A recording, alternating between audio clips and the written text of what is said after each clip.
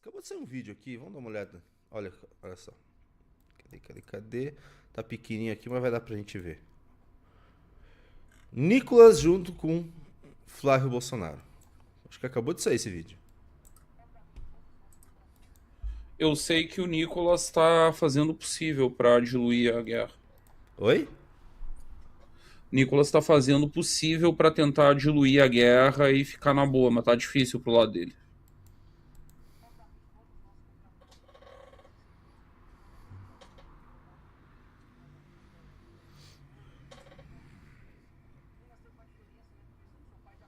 Eu não tô ouvindo, tá, Júnior? Eu só tô vendo a boca dele mexer. Você não tá ouvindo? Não tenho retorno. Vocês também. O pessoal aqui também não está ouvindo? O pessoal do chat? Ah, então eu fiz alguma cagada. Volta. Eu fiz alguma cagada e eu vou demorar um pouquinho pra. Preciso colocar o áudio do desktop aqui que eu esqueci de colocar. Quer comentar um pouco dessa treta enquanto eu coloco? Cara, essa treta toda ela tem um pano de fundo que ele tem caráter cultural. Por que eu tô usando o termo cultural aqui? Porque isso ficou incorporado no bolsonarismo. Quem inventou tudo isso lá atrás, e nós fomos alvo disso, nos custou caro, inclusive, isso. Quem inventou toda essa cultura de cancelamento foi o Carlos durante o governo do pai, nos primeiros meses ali. Nós não fomos o primeiro alvo, mas nós viemos logo em seguida. O primeiro foi Bebiano, depois teve Santos Cruz, aí chegou a nossa vez, aí veio Derrete MBL, aí foi Joyce, aí foi Frota, e eles não pararam mais. Eles incorporaram no fazer político do bolsonarismo um negócio que cai muito bem em seita. Cai muito bem em seita, mas é muito ruim politicamente. Que é o negócio do teste de lealdade o tempo inteiro, o tempo todo. Qualquer piscadinha fora e você virou inimigo. É um negócio que beira o doentio. E aí agora aí teve um outro negócio. Aí você junta com isso, você tem um setor do bolsonarismo que, paradoxalmente, mesmo com essa prática escrota, e é muito escroto isso, é o grupo político leal de verdade. É o grupo político que queria Flávio, que não queria Acerto, que não queria Tarcísio. É o grupo que briga por manter o legado bolsonarista vivo. E do outro lado, esse grupo que faz essa prática do cancelamento, agora eles estão tendo que lidar com um tipo de pilantragem que se estabeleceu a partir da campanha do Pablo Marçal.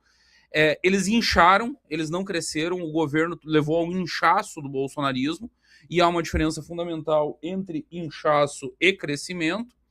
E agora eles estão tendo que lidar com essa pilantragem. É uma galera que não tem compromisso real com a família, que não tem compromisso com as ideias originais do grupo, que não tem compromisso com a hierarquia. Porque apesar de parecer caótico, existe uma hierarquia clara no bolsonarismo, pelo menos na cabeça do grupo original. Tipo, o Jair é o cabeça, abaixo do Jair vem os filhos, e os filhos decidem quem são os influencers que devem ser ouvidos ou não. E agora eles estão lidando com uma galera que não respeita essa hierarquia, não tem disciplina, joga por conta, e em público é uma postura muito de filho da puta, porque em público eles juram lealdade. Não, imagina, nós contra o Bolsonaro. O Marçal apanhando na eleição de 2024, não, eu tô até mais à direita do que o presidente Bolsonaro. E o presidente Bolsonaro fez isso, e aí o Marçal ainda empurra no colo do bolsonarismo deslealdade com a base. Não, é que o presidente Bolsonaro está procurando algum tipo de acordo com a STF, eu não preciso. É por isso que ele não está me apoiando, senão ele me apoiaria. O Marçal era mais bolsonarista que os Bolsonaro. E aí, depois da eleição, como a galera viu que funciona, porque o eleitor, em média, o consumidor de conteúdo político, ele não é um bicho engajado. Ele não está 24 horas por dia nas redes sociais, 24/7, para saber quem é do topo, quem não é, quem tá falando a verdade, quem tá mentindo. Então é fácil engambelar esse eleitor bolsonarista. Basta ver gente que pediu impeachment do Bolsonaro em 2021 e que em 22 e 24 foi eleito com voto de bolsonarista em massa, batendo recorde de votação. O eleitor compra muito fácil. Agora a família não está conseguindo estabelecer hierarquia, disciplina e lealdade. Vamos ver como é que isso se desenrola. Eu queria ver o que o Nicolas falou, me interessa o que o Nicolas falou. Eu sei o que ele tá falando nos bastidores. Eu sei o que ele conversa com as pessoas. Conseguiu colocar o áudio? Vamos testar agora? Vamos ver se você ouve. Cada voto agora importa. Ouço. Ouviu? Então vamos lá. Então, a maneira como cada um aqui faz campanha, né? Eu digo que nós somos o mesmo time, com posições diferentes, mas contra o mesmo inimigo, né? E o objetivo é só um, é vencer, porque o Brasil, de fato, está em jogo. Então, é fazer uma campanha e uma pré-campanha, né? Inteligente, que alcance outras pessoas, porque são as pessoas que, no fim das contas, acabam decidindo esse jogo. Obviamente. E muito bem-vindo, Rodrigo, segundo Valete Plus. Muito obrigado. Mais 8. Faltam só 8. Só 8. Precisamos de 10 Light Plus. Ele já ganhou 2 revistas, tá? Lembrando, 2 revistas hoje, é a do Milley e a doutrina Moral do Trump. Entre no Light Plus. E aí, o que você achou? Exatamente o que você falou, né? Ao Nicolas só interessa falar sobre Flávio Bolsonaro, e uma coisa que eu percebi, uma coisa que o Kim Paim vem apontando, ele só fala de Flávio Bolsonaro, só fala com Flávio Bolsonaro quando é algo que vai favorecer a própria estratégia do Nicolas, que é fazer um grupo paralelo. Ele começa a sofrer ataque, daí vem o Flávio Bolsonaro para colocar panos quentes, daí ele compartilha o Flávio Bolsonaro.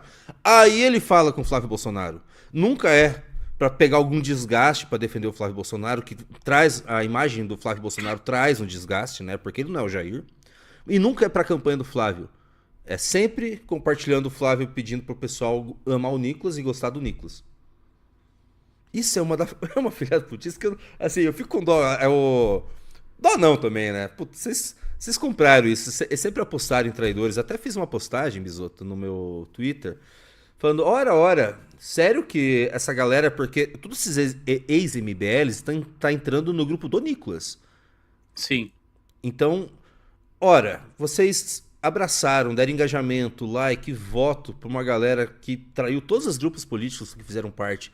Estão ficando surpresos que vocês estão sendo traídos agora? E no futuro eles vão trair o Nicolas também, se aparecer alguma coisa?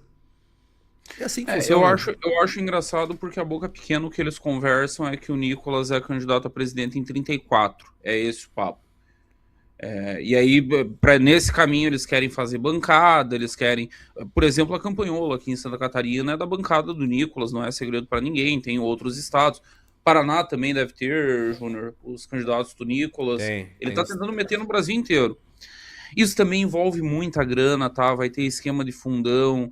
Aí essa grana tem um outro acerto que é o bom e velho Serjão.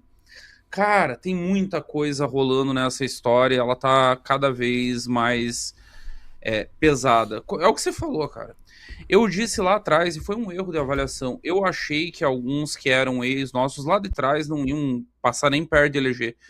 E aí, com o próprio Jair legitimando, vamos lembrar, teve o Jair aí em São Paulo legitimando uma galerinha que era ex.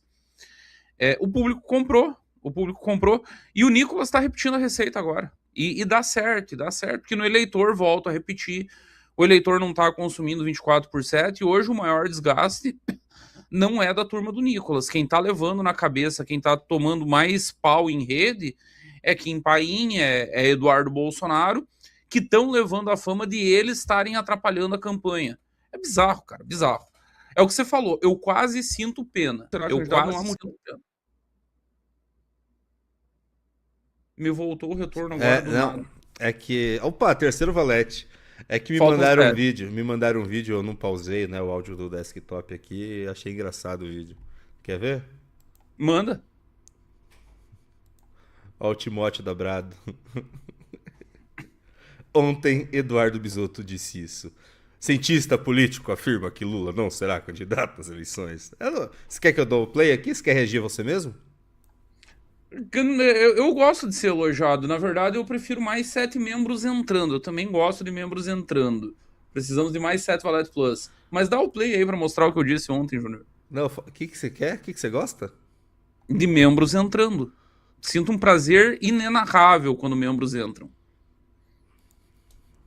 Motivo nenhum para ele ser candidato, Timóteo. O governo é mal avaliado.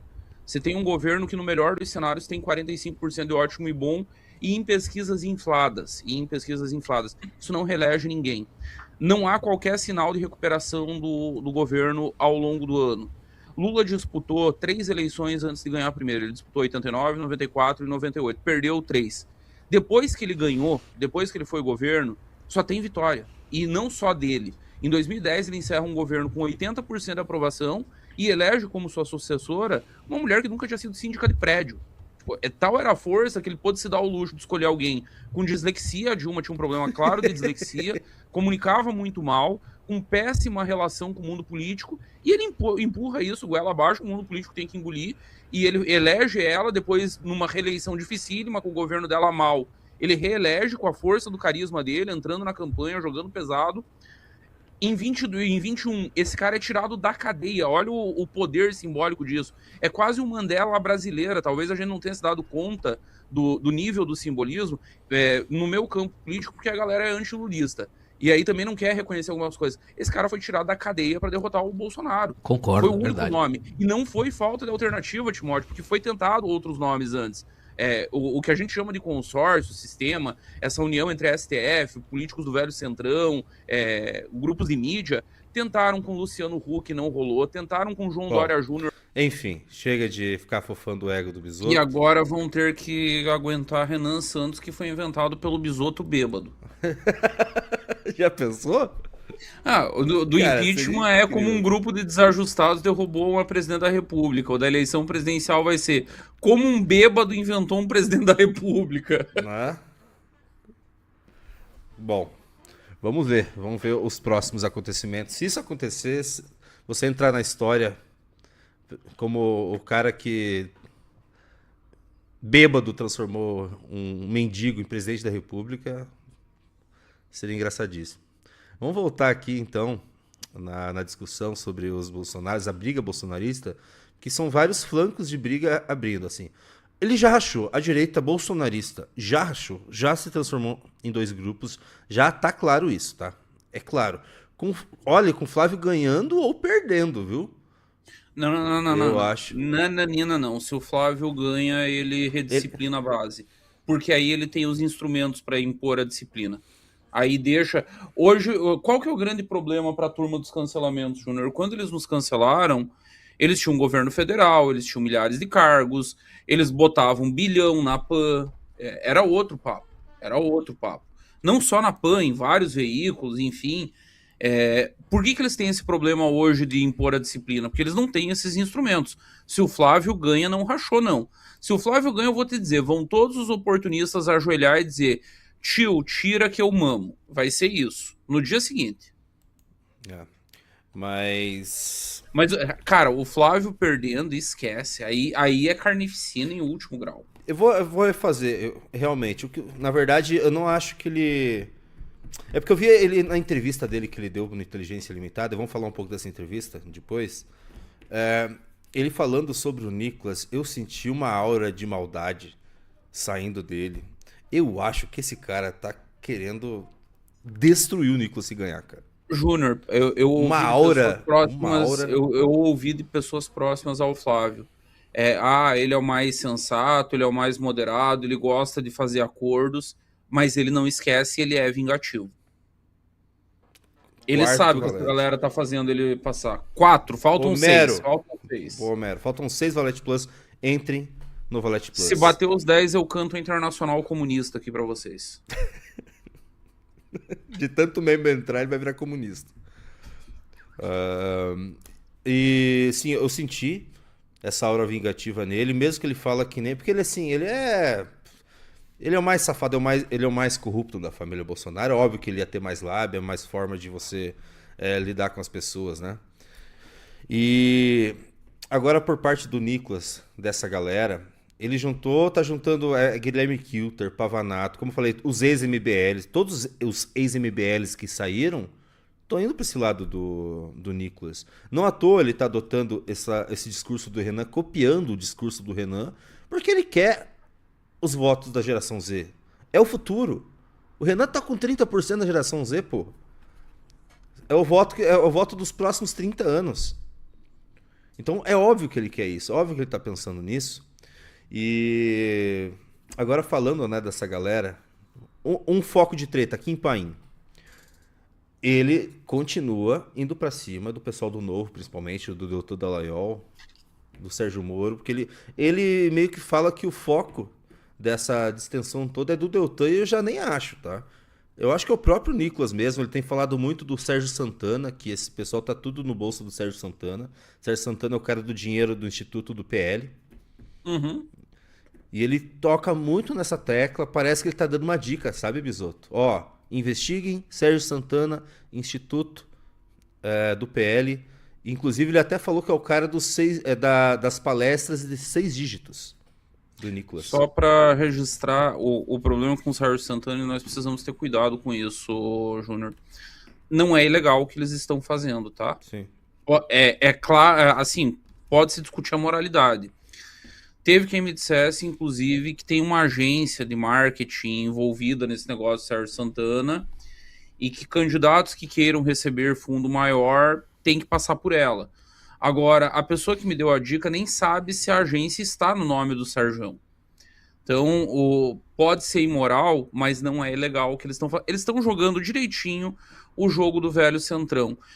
Quando eu estava ali na janela e as pessoas gostaram da minha ideia de filiar deputados para tentar garantir os 5 para ir em debate, eu respondi algumas pessoas no privado, e agora até faço questão de registrar isso aqui. Galera, como é que eu discuto com o PL? Como é que eu faço uma proposta para alguém vir com o PL com 200 milhões para gastar de fundo no ano passado? Esse ano já deve ter sido já é maior. A campanha do Flávio eu acho que é 1 bi que vai ter. É um negócio assim, é um troço absurdo. Você não discute. Não tem como. Os argumentos em cima da mesa são muito poderosos. A grana que tá rolando é muito, muito poderosa.